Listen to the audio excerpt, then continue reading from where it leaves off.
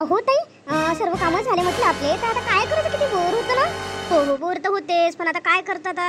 TV बघून बघून किती बघणार आहे आपण. हो, किती बघणार आहे. तसंही काही कॉलेजला गेलेला जात होतो, तर मग कसा टाइम जात होता माहीतच पडत नव्हतं. हो ना, किती चांगला असतं पण कॉलेज डे.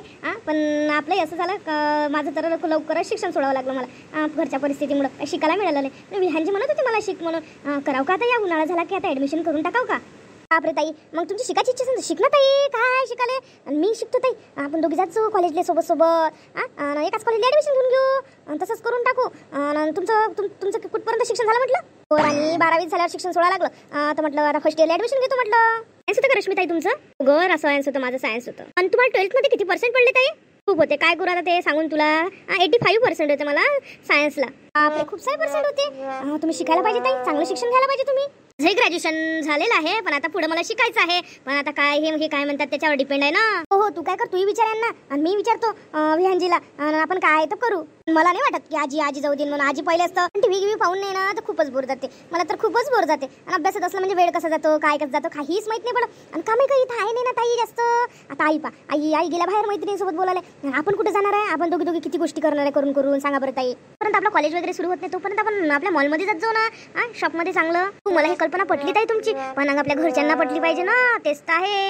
आपण दोघी आता हे नवीन आहे ना, आपल्याला काय माहिती त्यांना काय काय पटतं काय काय नाही. आणि आपण म्हणान बस झालं का. पण आजीचं नाही वाटत बा मला, आजीला पटत हे नाही वाटत मला. चला ना ताई माझ्या रूम मध्ये, चला ना. इथं काय उभ्या राहता, चला तर थोडं तिथं बसून गप्पा करू. इथं काय इकडलं दार वगैरे लावून घेते मी, आणि मग गप्पा करू. काय आई नाही ना घरी, अरे काही आई मग घरी नाही, काही नाही, लक्ष ठेवायला कोणी नाही. आपण तिकडे बसा आतमध्ये खोलीत, कोणी आलं गेलं तर काय करा, दारच लावून घेते मी पक्क. हो ताई, लावून घ्या या माझ्या रूम मध्ये. मी वाट पाहते, तिथंच बसून आपण गोष्टी करू छानपैकी. राहू दे ना मग, जायला परवडत तिकडे. थांब ना, इथंच करू आपण गोष्टी. काय मग दार बंद करणं, हे आई अधिक इकडे या, त्याची इथंच गोष्टी करू. थांब ना.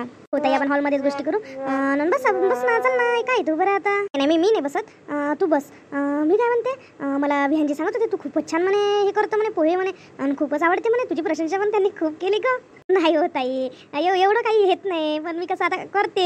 मला काय पहिले काहीच नाही येत होतं. सर्वजण बोलत होते, माझी वहिनी तर खूपच बोलत होत्या, कसं होईल असं कसं होईल, लग्न झाल्यावर मग समजून कसं असते काय असते. नाही एकदा कधी मी असं मग मनावर घेतलं काय नाही बा आपण करायचं.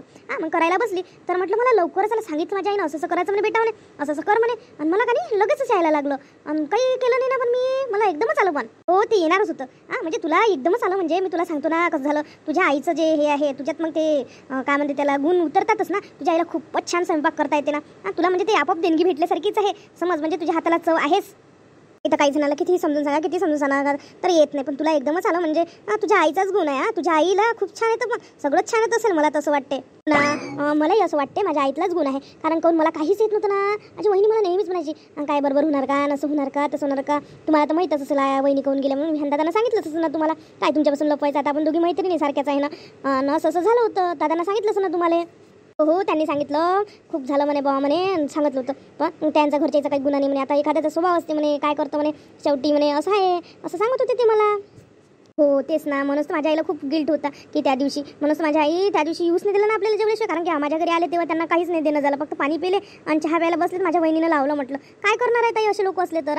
मलाही अशीच करत होती मी. नुसतं मग कॉलेजमध्ये जाऊन बसत होती, काहीतरी करत होती, आणि घरी आलं की नुसतं कटकट होती वहिनीची. मग काय करणार आहे हो ताई सांगा बरं तुम्ही. माझं डोकं तर इतकं चालत नव्हतं ना, खूपच चालत नव्हतं. आता तरी मस्त फ्रेश मूड राहते माझं. 15 अधिक वहिनी यायला होणे म्हणत आहे का, दादांना कॉल करून पाहायला पाहिजे ना. आणि लेकरा हे आहे ते येऊन झाले पाहिजे ताईनं. हो प्रयत्न चालू आहे. आता मी कॉल करून तिला वहिनीला येऊन जा म्हणून. काय म्हणून तुम्ही अलग राहा म्हणून, तरी पण या म्हणून वहिनी म्हणून. आई बाबाचं नका करू म्हणून. तेच ना, आई बाबा म्हणते आम्ही लागून तो यायच्या संसारासाठी म्हणते, आमच्या संसारासाठी यायच्या संसार नाही मुळाचं म्हणते. माझ्या पोराचं मला आम्हाला भलं झालेलंच आवडून म्हणते. आई बाबा तर असेच म्हणते, त्यालाही म्हणते, पण तो नाही ऐकत ना. काय करावं ताई, किती समजून सांगितलं त्यालाही, आणि वहिनीला खूप समजून सांगितलं त्यांनी. पण आता मी कॉल करा आणि बोला लागेल मला. ऐकलं तर सांगत, नाही ऐकलं तर काय.